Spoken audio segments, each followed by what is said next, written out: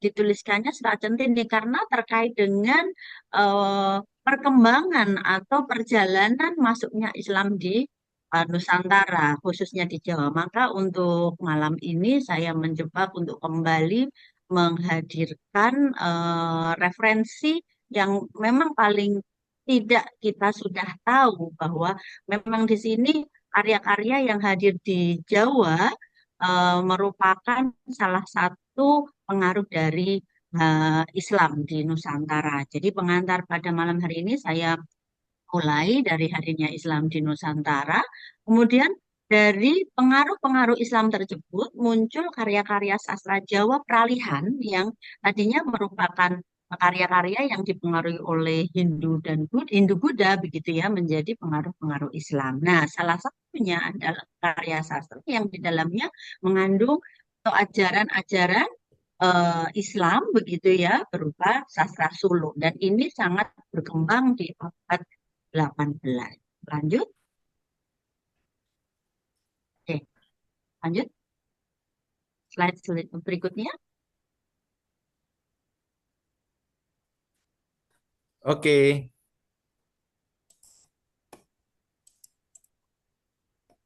Nah, ini kembali seperti yang tadi saya sebutkan. Jadi masuknya Islam ke tanah Jawa sekitar abad pertengahan melahirkan peradaban baru yang disebut dengan peradaban Islam Jawa. Ini menurut pendapat De Graaf gitu ya. Bahwa memang kemudian bertautnya Islam di Jawa ini menjadi sesuatu yang khas begitu ya. Yang mungkin kalau saat ini kita sebutnya Islam yang tidak hanya melulu kaitannya dengan ajaran-ajaran di dalamnya, tetapi juga sudah dibalut sedemikian rupa dengan apa yang menjadi nilai-nilai yang ada di Jawa. Maka kemudian ada sebutan peradaban Islam Jawa. Kemudian setelah di Jawa gitu nanti akan saya singgung juga pendapat-pendapat terkait dengan hadirnya belum belum belum masuk sini belum belum sebelumnya lagi masih gitu ya. Nah itu juga catatan pentingnya di sini bahwa Jawa sendiri di abad ke-18 itu mengalami peristiwa yang luar biasa begitu ya yaitu eh, terbaginya Mataram Islam menjadi dua, yaitu Kesultanan Surakarta dan Kesultanan Yogyakarta. Dan ini juga sangat mempengaruhi posisi atau eksistensi karya sastra Jawa, begitu ya. Tepatnya karya sastra Jawa bernuansa Islami. Lanjut. Nah, ini tadi eh, lanjut, lanjut. Tan Sewu, lanjut. Oke, nah kalau ini mungkin banyak ya pendapat-pendapat, salah merangkumnya menjadi tiga. Ada pendapat pertama itu bahwa Islam hadir di Indonesia begitu ya pada abad ke-7 dan ke abad ke-8. Gitu. Ini ada pandangan pertama diinisiasi oleh Grunewald begitu ya dan beberapa yang lain gitu berdasarkan catatan yang ditulis oleh Chandra Sasmita. Lalu ada pendapat yang kedua bahwa Islam itu masuk di abad ke-11. Jadi dengan temuan-temuan arkeologis di situ ada pekuburan di Leran, Gresik, Jawa Timur yang merupakan kalau di dalam buku-buku sejarah yang pernah kita baca ini menjadi satu hal yang selalu akan dicatat bahwa Islam masuk ke Jawa atau ke Nusantara itu di abad 18 dengan temuan sebuah makam bernisan tulisannya Fatimah binti Maimun kan begitu ya berangkat tahun 1082 Masehi. Ini saya masih ingat sekali dulu ketika saya belajar tentang sejarah itu ya di SMP begitu ya diulang lagi di SMA seperti itu. Dan yang terakhir ini dan ini pasti sangat kuat gitu ya karena memang sudah ke di abad yang ke sini yaitu abad ke-13 begitu ya. Nah, dari ketiga pendapat itu akan sangat menarik ketika diperdebatkan gitu ya karena masing-masing memiliki bukti kebenaran dan ini menjadi awal mula kenapa saya gitu ya kemudian menyinggung atau memfokuskan diri ini ada apa sebenarnya Islam dan Jawa begitu. Lanjut lagi. Nah, lanjut maaf. Oke. Baik, nah ini seperti yang tadi saya sebutkan bahwa dengan adanya pengaruh Islam setelah masuk di Jawa dan Jawa sendiri sudah memiliki satu nilai-nilai begitu ya dan memiliki juga karya-karya sastra di dalamnya itu akhirnya terdapat satu masa di mana sastra-sastra tersebut memasuki begitu ya masa-masa sastra peralihan, yaitu dari yang pengaruh Hindu-Buddha ke pengaruh Islam. Mungkin ini hanya catatan-catatan begitu ya, hal-hal yang menarik dengan adanya posisi sastra-sastra pengaruh Islam tadi. Jadi beberapa pendapat ada yang dilewati. Ya, masuk ini untuk membuka diskusi lanjut, Mas Widodo, slide Oke. berikutnya. Nah, ini saya masuk ke apa yang saya ingin sampaikan, bahwa salah satu karya sastra yang lahir di masa-masa peralihan tadi, karena di dalamnya sudah Islam, tapi masih ada hal-hal yang semacam apa ya, kayak sebutlah eh, nuansa begitu ya, atau mungkin masih ada hal-hal yang ini masih di di warna begitu ya, warna-warna sebelum pengaruh-pengaruh sebelumnya itu hidup budaya itu sastra maaf, Serat Jatisworo itu merupakan suluk yang di dalamnya bertema tentang ajaran Islam dengan tokoh utamanya Jatisworo namanya, yang merupakan putra mahkota dari Cempa yang bertujuan ke Jawa untuk mencari adiknya, sekaligus untuk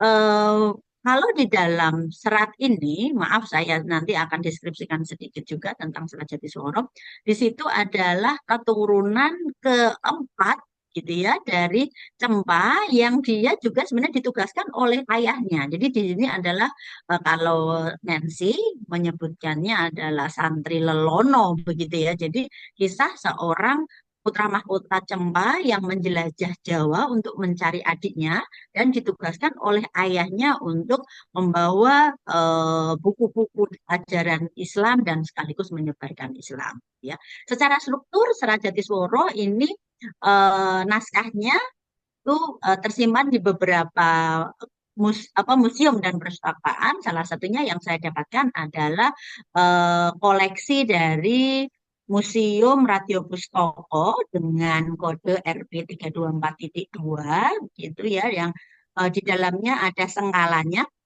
Jati Tunggal Sworo Rojo itu ya. Kemudian ketika diteliti itu di apa namanya ya, disinyalir itu ditulis pada tahun 1711 Jawa gitu ya.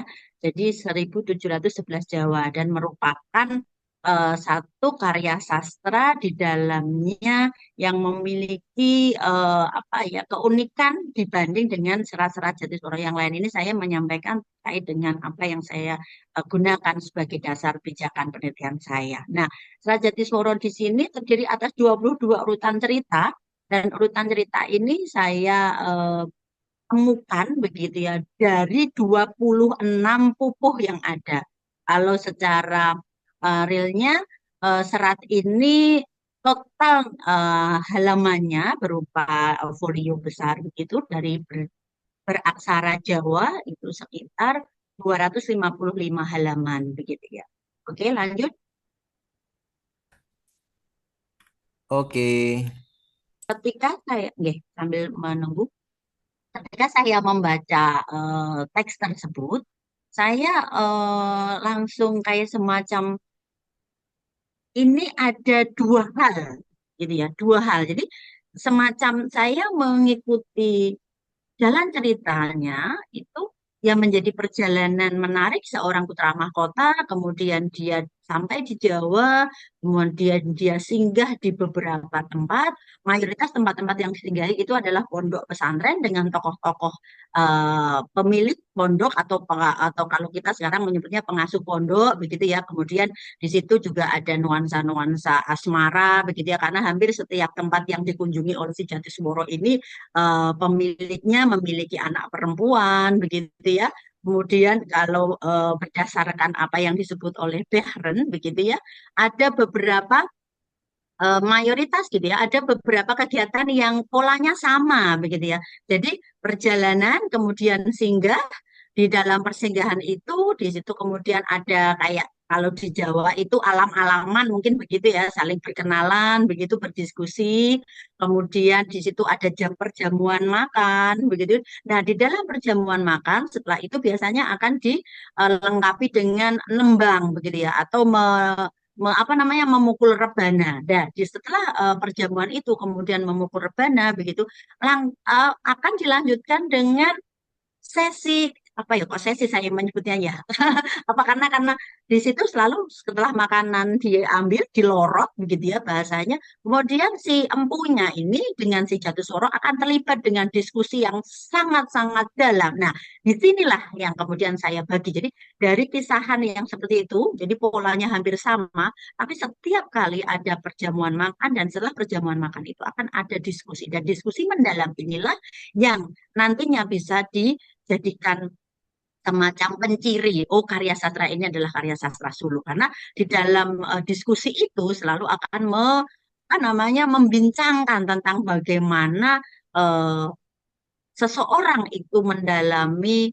Islam dari syariatnya begitu ya sampai kemudian ada toriko, kemudian ada hakikat dan sampai dengan makrifat. Maka di sini kategori sastra suluk saya mencoba untuk meminjam gitu ya, meminjam penjelasan bahwa sastra suluk sebagai salah satu karya sastra Jawa mengandung ajaran kerohanian tasawuf atau penuan tasawuf yang berupa petunjuk tentang keyakinan, sikap, tata cara begitu ya dan yang dikenal dalam kehidupan sehari-hari untuk mencari kesejatian di hadapan Sang Pencipta. Jadi coba untuk menggali kemudian mengurai gitu ya sedetil-detilnya agar posisi kita atau posisi hamba ini bisa dekat dengan Tuhannya. Itu yang saya pinjam. Jadi saya akan coba ini Nyun Sewu. Saya mencoba, saya belum bisa memberikan contoh-contoh yang secara langsung begitu. Saya mungkin nanti bisa mengutip dari apa yang saya temukan. Jadi bahwa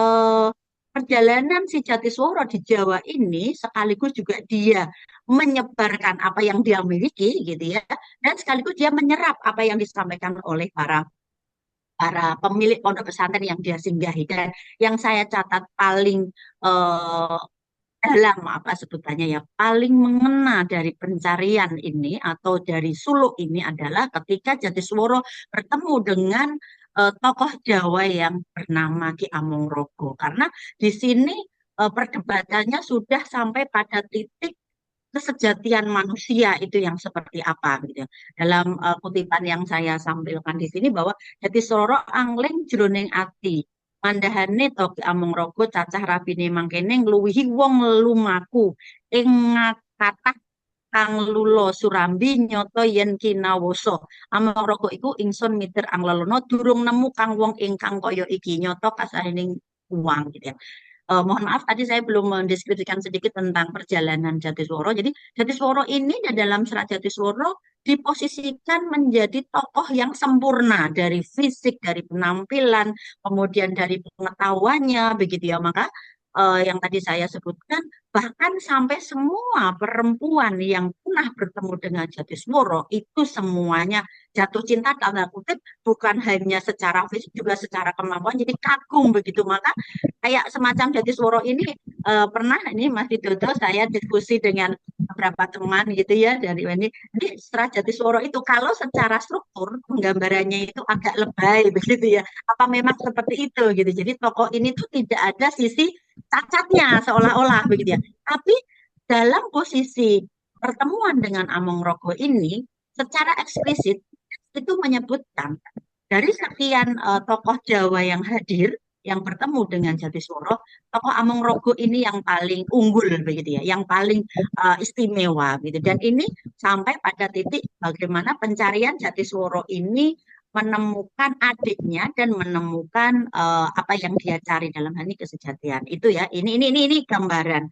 Kemudian lanjut temuan lagi atau bukti pencarian suluk tadi ya, pencarian jati diri untuk ini. Nah, ini di sini. Jadi rasa tembang ini nama lain yang digunakan oleh si vokalisator begitu ya untuk menyebutkan Jatisworo dengan nama Rasa Tembang. Jadi ini dia menanyakan begitu ya. Dia menanyakan tentang apa itu Islam, kemudian eh, menanyakan dengan bagaimana ngucap jroning molo jadi suara yang kejawab iki nyonto lamun ulama begitu ya. Jadi dia kayak semacam menantang begitu ya, menantang Ki Amung Rogo. Coba kalau memang kamu paham tentang ini, saya minta dijelaskan lebih lanjut begitu ya.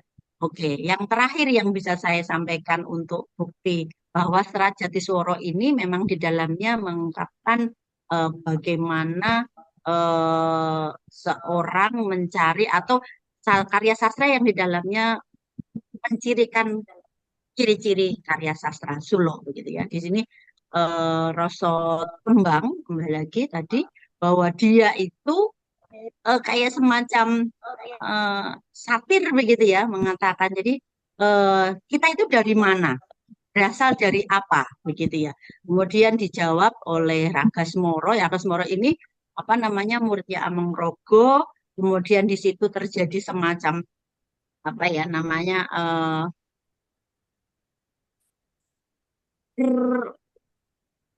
sebenarnya bukan bukan bukan persetujuan ya, tapi intinya pengakuan bahwa memang apa yang ditemukan oleh Jatisworo itu sampai pada titik ketika dia bertemu dengan Amumrogo begitu ya. Jadi mohon nanti masukan apa yang saya temukan sampai titik ini bahwa suluk Serat Jatisworo ini merupakan suluk karena di dalamnya mencirikan karya sastra yang bisa disebut sebagai suluk begitu. Mungkin itu dulu yang bisa saya sampaikan. Mohon maaf apabila ada hal yang kurang pas dan mohon masukannya.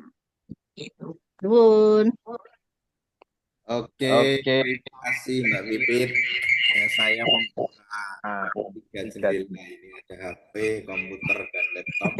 Inji. Karena karena laptop saya laptop sudah hampir mati itu baterainya.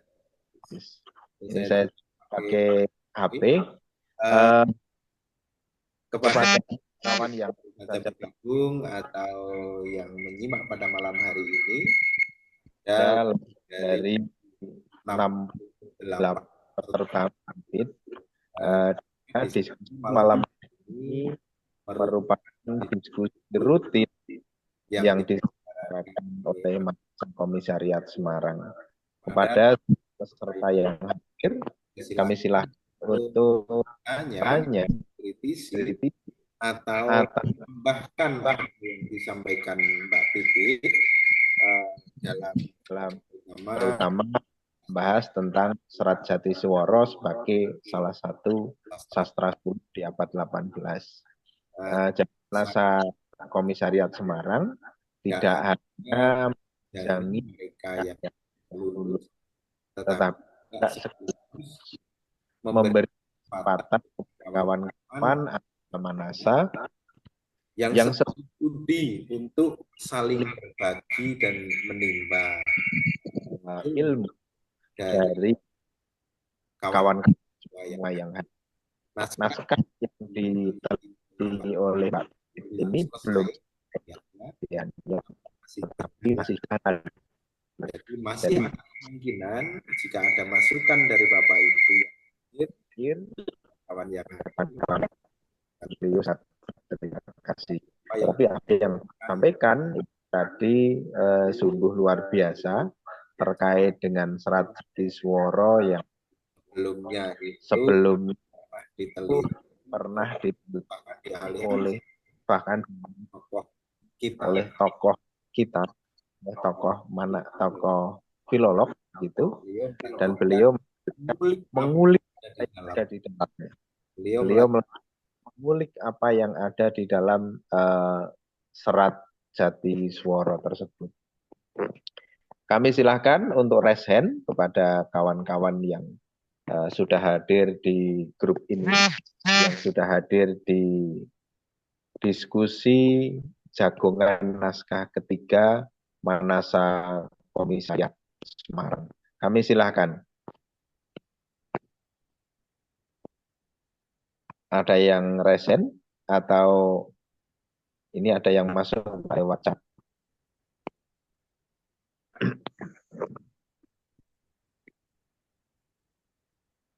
Di sini ada banyak. Suara Mbak Pipit belum.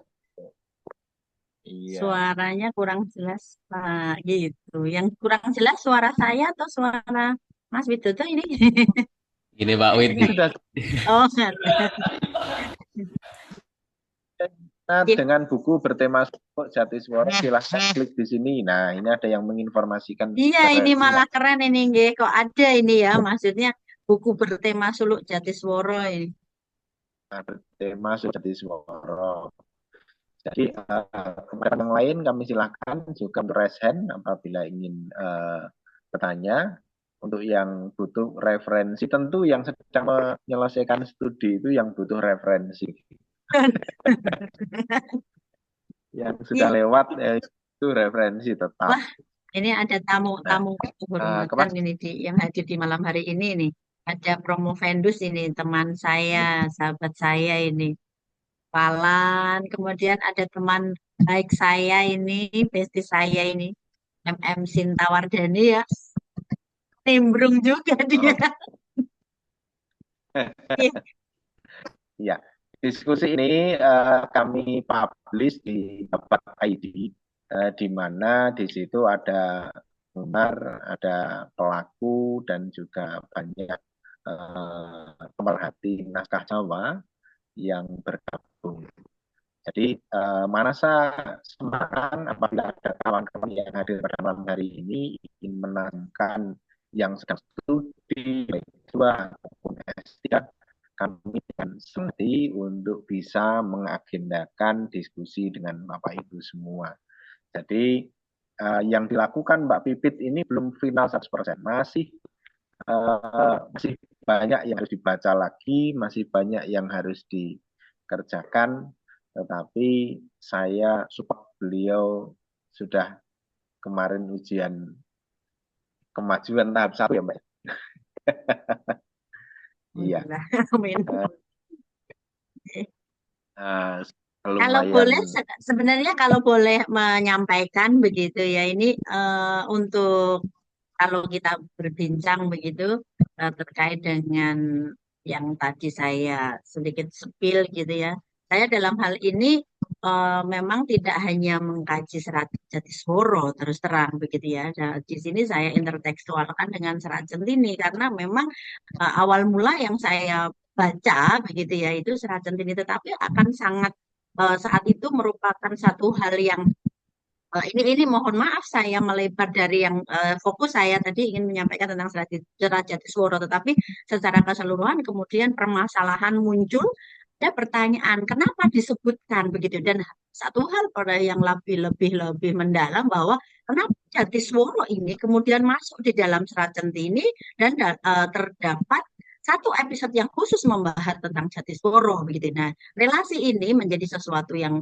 menarik, tetapi mohon izin untuk malam ini saya baru membahas satu ya di antara apa yang saya garap istilahnya begitu, yaitu Serat Jatisworo. Mungkin saya memang masih harus lagi karena ini apakah menjadi sesuatu yang kalau jiwanya peneliti itu kan nggak boleh asal terima begitu ya, harus semacam detektif begitu kan. Jadi itulah yang membuat saya akhirnya memendam kayak bahasa kerennya sekarang tuh kepo gitu ya, memendam ini sebenarnya ada apa begitu ya. Apalagi kalau kita kaitkan dengan konteks yang ada bahwa Serat Jatisworo ini lebih dahulu hadir begitu ya di masa, kalau yang tadi saya singgung saya menggunakan naskah yang merupakan koleksi Radio Pustoko yang tadi menyebut sengkalanya gitu, dari sengkalanya saja berbeda atau lebih tua dibanding sengkalan Serat Centini gitu ya. Kalau Serat Centini itu sekitar 60 ya, 50 tahun 60 tahun sesudahnya begitu ya. Dan kalau kita bicara tentang patronase begitu ya, atau kita bicara tentang skriptorium, bicara tentang bagaimana pujangga ini hadir di dalam masanya, jelas di dua karya ini memang berada di dua penguasa yang berbeda begitu ya. Kalau Serat Jatisworo ini masih masuk di Pakubuwono III, sementara Serat Jatisworo betul. Serat Jatisworo ini masuk di Pakubuwono III, sementara Serat Centini masuk di atau di bawah begitu ya, di bawah penguasaan saat itu Pakubuwono V. Dan itu Mas Widodo yang kalau boleh begitu ya. Jadi saya sedikit share juga di sini karena ini sudah ibaratnya launching lah ya, biar sekaligus saya nanti dapat masukan gitu ya, karena ini kan baru baru menyampaikan hal bagian saja begitu. Mungkin ada teman-teman di sini yang sudah membaca lebih dulu, bahkan mungkin menemukan hal yang berlainan atau hal yang lain.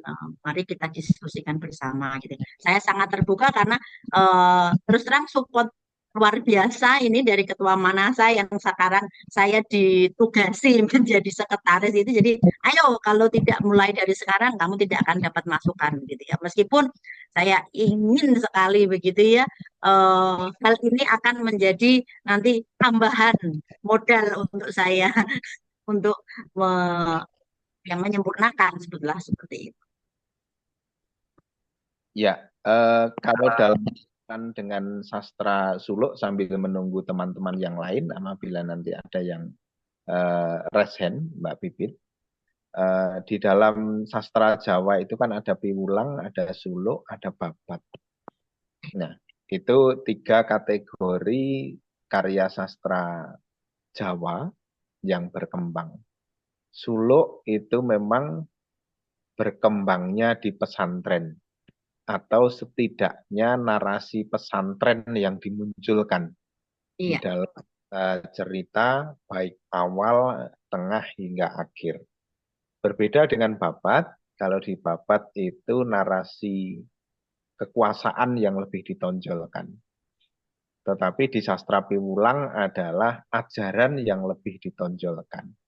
Nah, ini saya ingin bertanya dalam kaitannya dengan sastra suluk. Sejauh mana perdebatan teologi atau perdebatan keagamaan dengan filosofi religi Jawa di dalam sastra, di dalam Serat Jatisworo. Adakah perdebatan itu antara, misalnya kalau di dalam Suluk Wujil atau di dalam Serat Dermogedul, itu kan perdebatan antara Islam dengan Jawa. Nah, di dalam Jatisworo ini bagaimana? Memperdebatkankah atau saling mengisi dalam konteks religiusitas? Ini juga yang kemudian sempat gitu ya. Saya pernah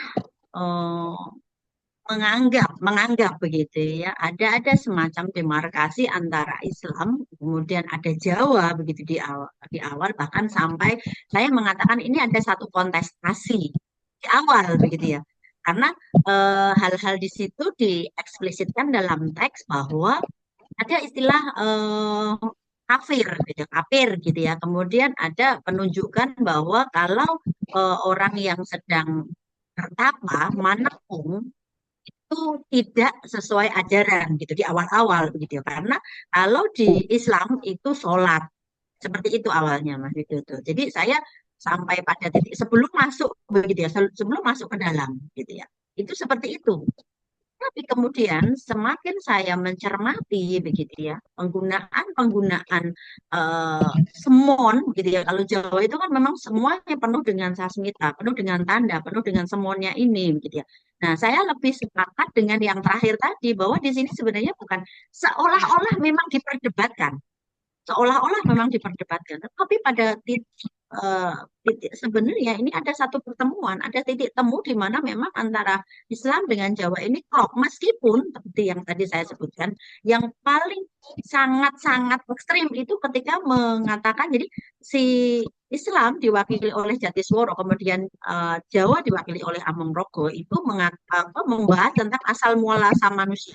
Bahkan saya sebutkan ya ini kan ini ada di teks juga, tapi tadi saya tidak mengutip itu. Jadi kamu itu Jatisworo itu mengaku, aku ini anaknya Asu, gitu ya. Kemudian ditambahkan oleh sekalian kayak kalau kita mengatakan iya memang betul gitu ya, diiyakan oleh Amonggrogo, malah justru tambah ya anaknya Asu Belang begitu. Nah dari ini gitu saya semacam kesulitan awalnya. Ini maksudnya apa ini? Ini kaitannya dengan apa gitu? Karena di awal itu ketika menjelaskan tentang syahadat, cara penyampaiannya pun juga cara penyampaian yang penuh dengan ajaran-ajaran sufi, tasawuf ya, perjauan gitu. Jadi tidak disebutkan kalau dalam pemahaman Islam secara umum gitu ya, syahadat itu dilafalkan awalnya dengan menyebut nama Tuhan begitu ya, la ilaha illallah, kemudian dilanjutkan dengan Muhammadur Rasulullah. Di sini itu tidak. Jadi di sini itu sampai pada titik bagaimana seseorang itu mengenali diri dia, mengenali Muhammad. Jadi ada sebutan, yen kowe kenal Muhammad, kowe kenal awakmu, yen kowe kenal awakmu, kowe kenal Gustimu, seperti itu Mas Widodo. Jadi kayak eh, ini juga masih saya, kalau ditanya seperti itu, saya harus masih menggali terus menerus begitu ya.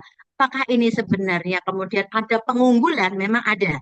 Ada pengunggulan-pengunggulan di awal, ada pengunggulan Islam, kemudian dibantah lagi dengan ada pengunggulan Jawa begitu ya. Tapi kemudian semacam ada sinergitas, kemudian ada keselarasan juga di situ, jadi ada balancing bahwa kemudian eh, semua kedua ini semacam dua sisi mata uang yang berjalan, apa namanya, yang seiringan istilahnya begitu, yang sama-sama gitu melekat, tidak bisa dipisah satu sama lain.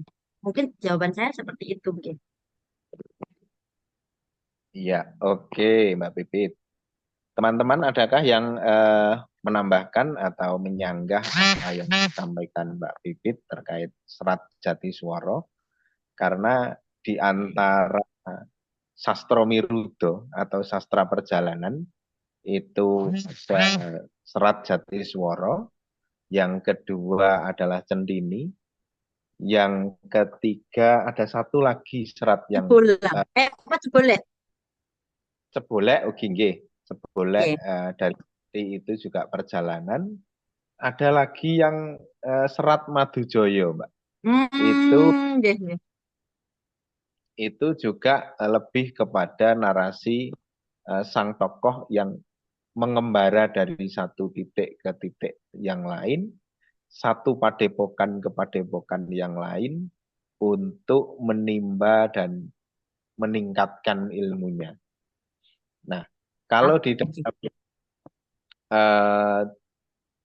Serat Madujoyo, yang kebetulan saya pernah meneliti itu, mengalih aksarakan itu sampai selesai.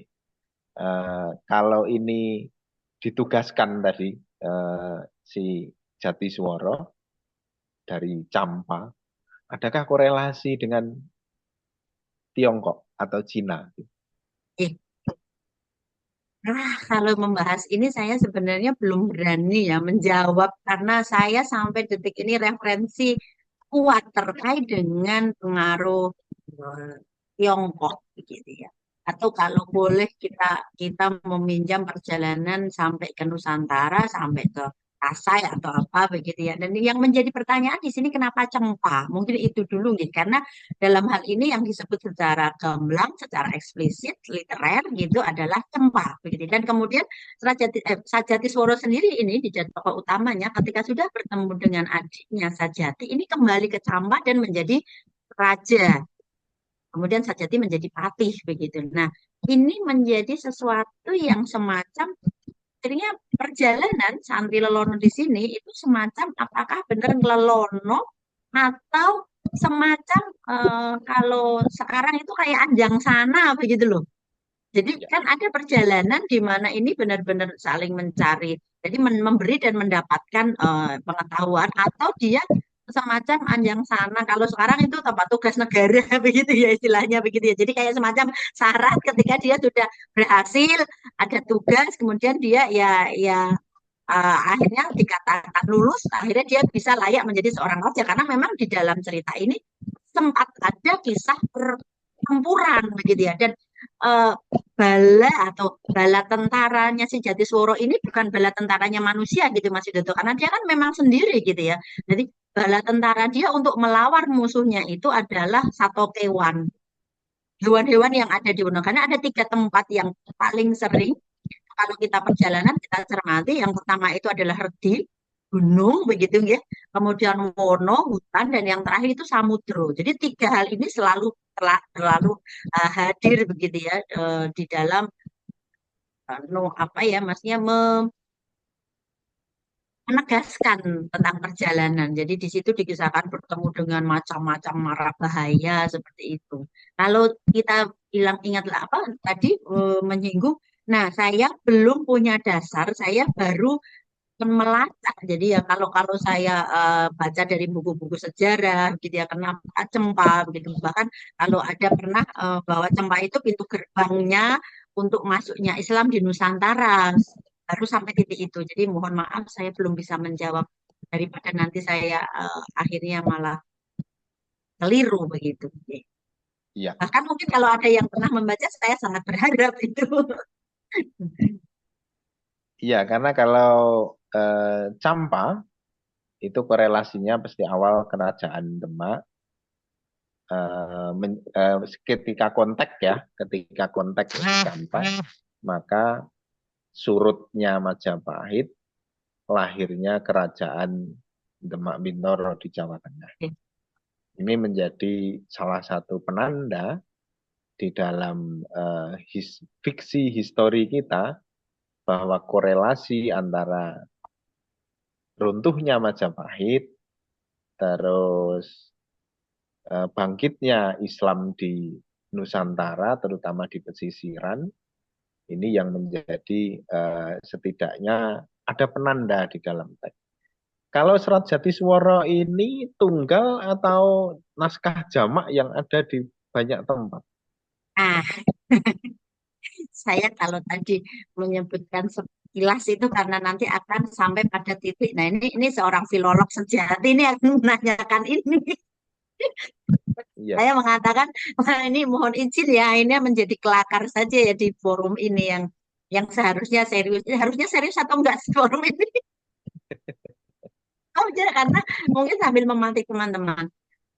Penelusuran saya terhadap Serat Centini itu berbasis data yang pernah dilakukan oleh Timothy Behren, Pak Behren, Prof. Behren ya selama kurang lebih 40 tahun lebih gitu ya. Dan saya yakin penelusuran ini sudah sangat luar biasa, sudah sangat apa ya mumpuni lah bahasanya begitu ya. Meskipun dalam titik terakhir Mas Widodo, saya tidak mendapatkan suntingan teks, maka saya melakukan suntingan teks ya. Meskipun itu kemudian tidak saya pertanggungjawabkan secara langsung karena memang dalam hal ini tuntutan ya kembali lagi ya ini curhat juga di akhirnya begitu ya. Tuntutannya tidak sampai pada bagaimana saya menyunting teks ya karena memang ranahnya saat ini saya tidak dituntut menggunakan kerja filologi gitu ya karena penelitiannya penelitian sastra. Tapi saya membaca apa yang disampaikan oleh Pak Beren dan mencoba juga meneliti. Jadi itu tuh ada 7 resensi sebutannya oleh Pak Beren. Ada sekitar 55 manuskrip yang terbagi menjadi 7 resensi tadi. Dan yang saya gunakan di sini adalah resensi E. Karena resensi ini adalah resensi yang secara mungkin kita sebutkan lengkap gitu ya. Paling bisa digunakan karena di dalamnya dalam variasi ceritanya, kemudian runtutannya itu yang paling bahkan ada satu hal yang paling menarik di situ ada nuansa keraton tadi ya. Sampai di sini saya mencoba juga menggali hanya satu katalog, yaitu kalau katalog dari Sono Budoyo yang menyebutkan bahwa Jatisworo ini adalah gubahan Yosodipuro I. Hanya itu. Sementara katalog-katalog yang lain itu menyebutkannya anonim. Seperti itu. Jadi kalau disebutkan bahwa Serat Jatisworo itu sebenarnya ada kalau secara eh, realnya mungkin ratusan gitu ya, tetapi disebutkan karena kemudian ada 55 manuskrip yang tersimpan di 6 tempat. Di Sono Pustoko, kemudian di Radio Pustoko, kemudian ada di Raksa Pustoko, tetapi berbeda ceritanya, begitu ya. Kemudian di Sono Budoyo ada, di Pakualaman tidak ada, di FSUI ada, dan yang paling jauh dari sini yaitu di Leiden, gitu Mas. oke, terima kasih. Setidaknya sudah melacak di mana keberadaan teks dan mengambil salah satu yang paling sempurna ya Mbak Pipit ya. Iya, nggih, paling Yang sempurna nggih. lengkap lah, mengambil yang paling lengkap. Kalau dari sekian teks itu ada tidak yang menunjukkan angka tahun? Ya, itu tadi yang saya gunakan ini tadi menggunakan angka tahun. Jadi saya bacakan aja ya, karena ini saya yang tidak bawa ini, gitu ya. Jadi saya bacakan saja mungkin bisa kalau yang paham dan yang jago gitu ya.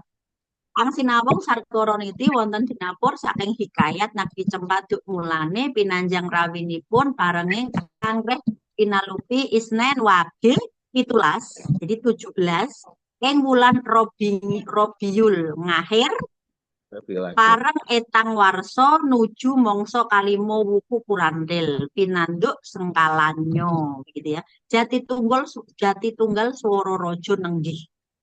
Uni-uni Sang Prabu ing Cempo Adidurnadi namane dan seterusnya seperti itu. Oke.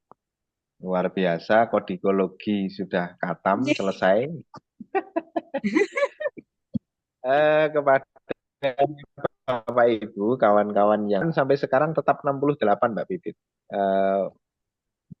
Ya, jadi kita saling berbagi bagaimana menggali data, bagaimana memverifikasi data telah dilakukan oleh Mbak Pipit dalam studi S3-nya terkait Serat Jatisworo.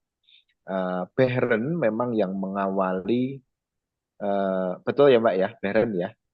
Behren.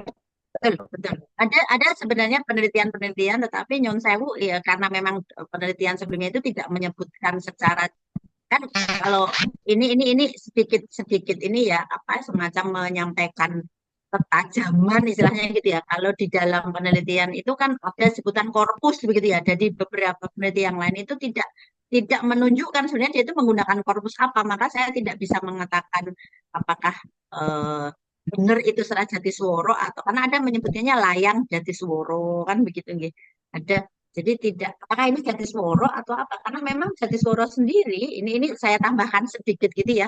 Di Lombok itu masih dijadikan kayak semacam sastra lisan begitu Mas itu tuh. Jadi itu masih dilisankan. Jadi bersamaan dengan Rengganis. Jadi cerita Jatisworo dengan cerita Rengganis itu biasa disampaikan secara lisan di dalam acara-acara adat gitu ya. Jadi semacam mungkin kelahiran, pernikahan gitu, acara-acara keagamaan itu biasanya masih dinyanyikan atau apa ya sebetulnya diceritakan gitu. Jadi memang saya menggunakan Pak Beren ini sebagai apa ya tinjauan pustaka saya sebagai landasan juga. Karena memang beliau yang setahu saya juga beliau yang paling mendalam terkait Jatisworo dan paling panjang durasi waktunya meneliti.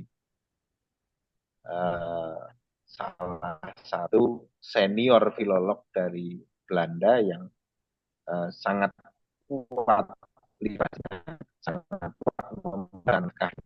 Beliau sekali membaca naskah itu kalau orang Jawa belum ada yang bisa mengalahkan. Betul sekali, luar biasa ketekunan beliau. Bahkan beliau pernah memberikan, iya kayak semacam penguat untuk saya juga. Saya berkesempatan untuk berkomunikasi dengan beliau, meskipun sebenarnya itu di luar ya kan. Kalau kita sudah menjadi peneliti secara mandiri, secara apa namanya, kalau mau otentik kan seperti ya harusnya kan tidak berkomunikasi, harusnya kan begitu ya objektif. Tapi ini menjadi satu langkah yang menurut saya tidak salah begitu ya, nggak tahu itu salah atau tidak salah, tapi bagi saya tidak salah begitu ya, karena merupakan kesempatan emas bagaimana beliau mampu mengurai hal yang masih saat itu terselubung. Sebenarnya ada peneliti-peneliti Belanda sebelum Pak Beren itu yang meneliti, tapi tidak seakurat beliau dan tidak sedetil, serenik apa yang beliau lakukan gitu Mas itu tuh. Dan ya dengan angka waktu, dengan angka tahun begitu ya dan kurun waktu yang sangat lama hampir kalau sekarang mungkin hampir 50 tahun kan meneliti Jatisworo dan masih begitu luar biasa beliau. Ya, oke Mbak Pipit, terima kasih. Kawan-kawan, adakah yang ingin ditambahkan atau adakah yang bertanya terkait Jatisworo? Ini ada kawan saya juga Mas Rois dari Unwahas. Beliau nyun arahan Mas Rais. Mas Rois ini sama-sama sedang S3 Mbak Pipit. Beliau meneliti naskah Sukmojolo dari Nyatnyono ya. Saya satu apa ya namanya, satu seperguruan. Saat itu saya ketika mau melacak ini saya pernah direkomendasikan teman dari Jember itu untuk menghubungi Mas Rois gitu. Ini malah jadi kayak semacam memorial mungkin. Nah, eh, jadi saya malah justru dari diskusi sebelumnya ketika membahas mengenai apa, eh, kemarin Pak dari Unwahas nih Mas. Mas Rois, iya dari Wan Wahas betul. Buatan yang pertemuan diskusi kita sebelumnya itu. Di pertemuan kedua itu dari Dari, ya. Unhas Di, juga nggih. Nah, IAIN, Mbak. oh iya iya nggih. Lah itu hal yang mungkin kalau boleh saya menyinggung begitu ya, mungkin nanti juga teman-teman kalau yang rawuh dari Unwahas maupun dari UIN, eh, ada satu hal yang menarik ini dari konteks saya membaca referensi yang ditulis oleh Bu Nancy. Bu Nancy itu membingkai tulisan beliau itu dengan sebutan semerbak aroma satari. Nah, itu mungkin yang bisa bisa kita juga nanti, apakah saya ini kasarannya sok tahu gitu ya, karena membahas ini kemudian saya mengingat. Jadi ketika saya membaca referensi itu kemudian saya mencocok-cocokkan dengan yang ada di dalam teks. Jadi memang karena Serat Jatisworo ini merupakan cikal bakal dari Centini, gitu ya, berdasarkan Centini sendiri, begitu ya. Kemudian apa-apa yang disampaikan di dalam Serat Jatisworo melalui message-nya, begitu ya, yang terselubung di situ, itu relate begitu, Mas, dengan apa yang menjadi rahasia yang disebut dengan ilmu rahasia yang disampaikan oleh saat itu. Kalau membaca bukunya Nancy, awal mula Satoria hadir di dalam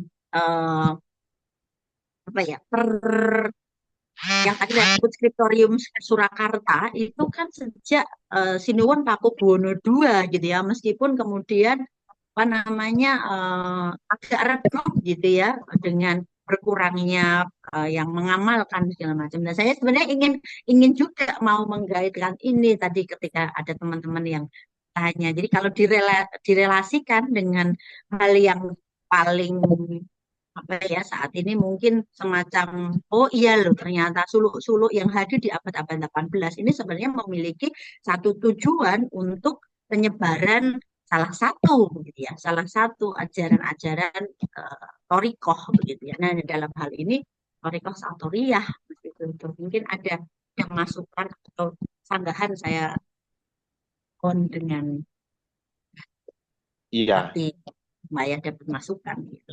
korelasi dengan Torekoh ya Mbak ya di Enggak, Jatisworo ini. enggak, enggak. Karena ada semacam di situ kan mengurai tentang kalau kalau bentuknya itu kan seperti kalau yang milik Ronggo Warsito di Serat Wirid Sedaya Jati itu kan juga membahas tentang sholat kan begitu ya Mas Yoto. Kemudian membahas Iya, tentang, kalau saya membacanya sekadar ini adalah mengartikan huruf per huruf gitu ya. Ada wawu, ada mim, ada alif, tetapi kan sejatinya itu ajaran inti dari salah satu torikoh kan seperti itu. iya betul. Karena memang Torikoh Satariyah itu berkembang sampai abad 19. Nggih. Redupnya adalah setelah perang Diponegoro, Hmm. itu Satariyah hidden. Ibaratnya Hmm. dilakukan. Tetapi sampai pada Diponegoro itu adalah pengikut taat Satariyah dari Jogja, dari Melangi. Jadi Hmm. memang Torekoh Satariyah itu berkembang di Jawa abad 18 sampai dengan awal 19. Itu berkembang. Tetapi setelah perang Diponegoro maka Torekot Satariyah diganti yang oleh Torekot yang lain karena ada unsur pesantren itu dijauhkan dari kekuasaan atau kerajaan. Oh, Karena nggih. Torekot itu bersatu dengan kerajaan atau bersatu dengan bangsawan, maka yang terjadi adalah perang. Berani melawan kolonial. Oh, Disitulah berarti ada ini nggih, ada campur tangan kolonial. campur tangan kolonial gitu. Ya, di abad 19 itu kolonial memang mengamputasi Tarekat Satariyah untuk berkembang di Jawa terutama. Jadi Islam ya Anda hanya di pesantren, ngaji, selesai. Boleh berorganisasi yang lebih luas. Apalagi menjalin kerjasama dengan bangsawan Jawa di keraton. Karena dampaknya ya seperti di Ponegoro. Begitu mereka sangat susah untuk meredam. Itu bagian daripada mungkin sedikit Terima lintasan kasih. Tarekat Satariyah. Kalau membaca bukunya Pak Gipri, kalau tidak salah di bab 5, itu diuraikan bagaimana Tarekat Satariyah itu mewarnai perang Diponegoro termasuk. Di para pengikutnya itu menjadi pasukan setianya Diponegoro. Di bukunya Peter Carey yang Takdir, ini bisa menjadi referensi. Baik. Nanti saya lacak lagi deh. Takdir Pangeran Diponegoro kalau tidak salah di bagian 5, bab 5. Itu bisa, kalau memang ada korelasinya dengan Torekot itu, maka bisa dilacak dari sana. Yeah. Ya, kalau melihat itu kan akhirnya saya memang tidak bisa membaca naskah ini secara tunggal begitu ya. Akhirnya saya harus melihat semacam eh, sebutannya bagaimana posisi karya sastra ini dengan karya-karya lainnya di masanya begitu ya. Ya, itu justru yang penting Mbak, mungkin di dalam penelitian ini.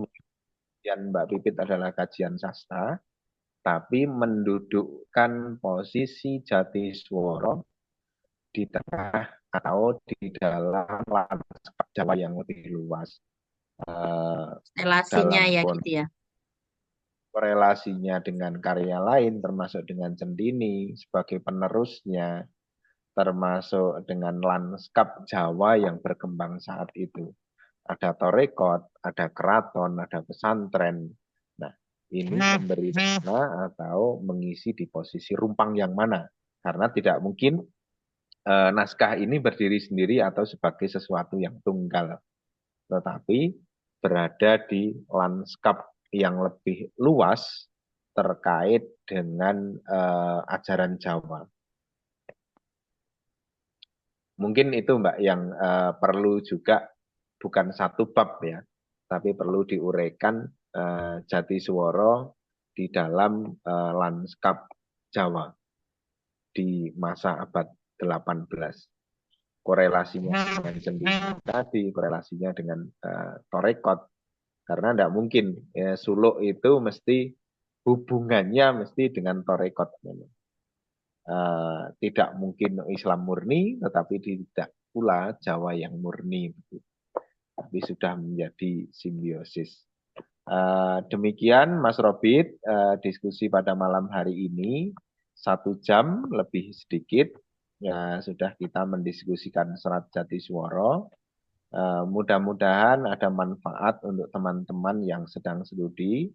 Dan kami dari Manasa Komisariat Semarang sangat-sangat konsen atau sangat-sangat senang jika ada teman-teman yang sedang melakukan studi utamanya filologi atau naskah dalam tanda petik yang sedang dibahas untuk dibahas di dalam ruang rubrik Manasa Komisariat Semarang.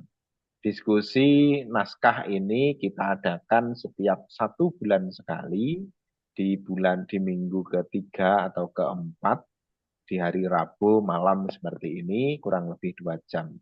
Fungsinya apa? Untuk satu, menggali naskah-naskah yang ada di masyarakat, menggali pemikiran-pemikiran masa lampau yang ada di dalam naskah untuk kita sajikan di masa kini.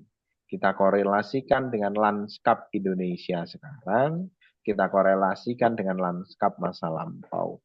Terima kasih untuk Mbak Pipit. Nyon Sewu sebelum ditutup itu saya malah tertarik dengan tadi yang dituliskan oleh Mbak Ida ini menawi boleh ya boleh disampaikan di sini juga karena ini satu hal yang termasuk apa ya menggembirakan begitu nggih kok ada kaitannya mungkin masih ada Mbak Ida yang tadi menuliskan di chat itu loh.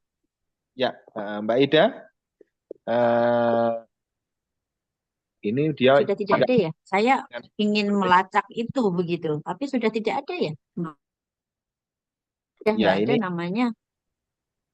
Bu Ida Mungkin masih kan? ada Mbak Ida atau Bu Ida Nyon Sewu. Tapi bitlinya tadi kok tidak bisa diklik atau hanya saya ya? Karena mungkin ada yang bisa. Jadi tautan yang dikirim tadi itu tidak aktif, jadi tidak bisa dikirim, tidak bisa diklik. Betul, tidak tautan aktif memang. Bu Ida Maiwati sudah tidak ada. Bu Ida Meiwati, coba nanti kita lewat grup untuk menambah referensi Mbak Pipit. Grup peserta. Di situ kan ada di grup peserta yang bergabung, barangkali nanti bisa kita lacak Mbak Pipit. Mas Robit nanti untuk Mbak Ida di follow up untuk menambah referensi Mbak Pipit dalam menyelesaikan studinya. Semoga semester ini rampung gitu. Jadi lebih Ya cepat. Allah, kok tidak ada yang memberikan komentar ya sama sekali. Nah, apa-apa, kita diskusi. Ini Komentar apa? sahabat-sahabat saya ini banyak ternyata satu lagi Mbak Evi itu di mana, Mbak? Karena dia penulis. Jadi pasti penulis punya banyak sekali referensi sumber-sumber gitu ya. Mbak Evi, tunjukkan dirimu di mana. Ya, kami silakan kawan-kawan dari Mbak Pipit juga masuk di sini. Adalah ada beberapa tadi. Maksudnya yang tadi saya singgung di awal tadi. Saya panggil kok saya singgung. Saya panggil di awal tadi. Mungkin teman-teman saya ada yang mau menanyakan meskipun ada yang menjawabri aku nggak nanya cuman ikut karena nggak mudeng nggak apa-apa dari nggak mudengnya itu justru mungkin masukan untuk saya bisa menyampaikan begitu ya Mas Mas Widodo kan tugas bahwa menyampaikan sesuatu yang belum pernah didengar sama sekali oleh orang lain menjadi sesuatu yang apa ya pemahaman baru mungkin pengetahuan baru mungkin atau apalah yang baru begitu. Iya, Bung Falan saya sebetulnya lah sepil mungkin ada kritikan atau harus bagaimana lagi karena memang ini eh, sebagian begitu ya beberapa hal yang lainnya akan saya sampaikan gitu. iya. Jadi saya sepengalaman saya dulu ketika studi juga begini. Saya sering menge-share tulisan saya sering menge-share kebutuhan saya itu yang saya share kepada kawan-kawan sehingga bisa berjalan dengan finish teman-teman di beberapa sampai finish. Nah, maka Mbak lebih cepat daripada saya. Sekarang baru semester berapa Mbak? Semester 6 ya? Tujuh akan tujuh. Tujuh. 7, mudah-mudahan semester 7 lah. Gitu. Oke. Oke. Ya, saya kembali ke moderator. Silakan Mas Robit. Saya kembalikan ke pembawa acara. Sekali lagi terima kasih dan Manasa Komisariat Semarang sangat-sangat welcome, sangat-sangat terbuka untuk kawan-kawan yang sedang studi S2 atau S3 untuk penelitiannya kita diskusikan di sini, kita bedah di sini atau kita saling memberi masukan atau effort supaya apa? Satu, studi S3 itu adalah ditanya kapan selesainya begitu. Ya, dan kalau sudah selesai maka yang gembira banyak sekali.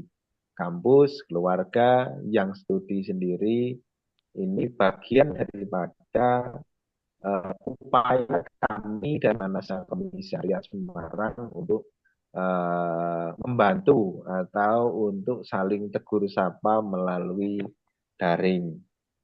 Dan juga Manasa Komisariat Semarang di 2025 ini fokus pada digitalisasi naskah Jawa yang ada di masyarakat, terutama daerah pesisir. Kalau yang hadir malam hari ini ada yang memilih naskah Jawa yang bentuknya Jawa, yang belum dari beberapa belum ada yang secara normal untuk menghubungi mana dari bersama dengan meditasi berikut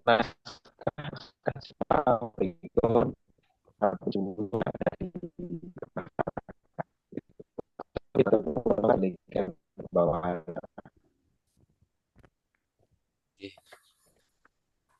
Terima kasih kepada Ibu Pipit Mugi Handayani SSMA atas pemaparan yang sangat luar biasa. Semoga diskusi kita pada malam hari ini dapat bermanfaat bagi sesama. Demikianlah rangkaian acara diskusi Naskah Nusantara seri 3 pada malam hari ini. Semoga apa yang telah kita pelajari bersama dapat bermanfaat dan memperluas wawasan kita tentang tradisi dan nilai-nilai warisan budaya tertulis yang terkandung dalam naskah-naskah Nusantara. Saya selaku pembawa acara mengucapkan mohon maaf apabila terdapat kekurangan selama berlangsungnya acara ini.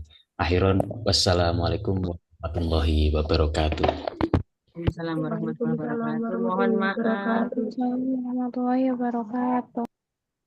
Oke, terima kasih Mbak Pipit, terima kasih Nuwun Bapak. sewu menawi wonten kekirangan. Matur suwun. Sip.